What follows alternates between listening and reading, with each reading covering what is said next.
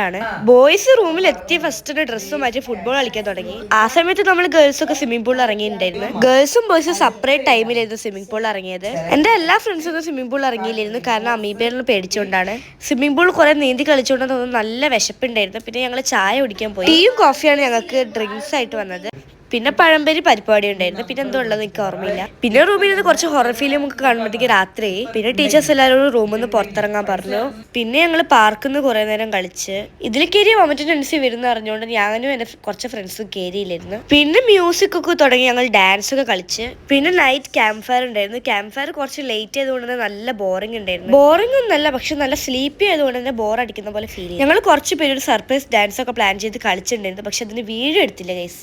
പിന്നെ മ്യൂസിക് ഒരു പൊട്ട മ്യൂസിക് ആയതുകൊണ്ട് എല്ലാവരും സൈലന്റ് ആയിട്ട് ഇരിക്കുകയാണ്. ഗേൾസ് ഒക്കെ 9 o'clock കഴിഞ്ഞിട്ടായിരുന്നു എഴുന്നേറ്റത്. ബോയ്സ് പുലർച്ചെ എഴുന്നേറ്റ് കുറെ പേര് പാർക്കിൽ കളിക്കുന്നുണ്ടായിരുന്നു. പിന്നെ കുറെ പേര് ഫുട്ബോളും കളിക്കുന്നുണ്ടായിരുന്നു. പിന്നെ ഞങ്ങൾ ഡ്രസ്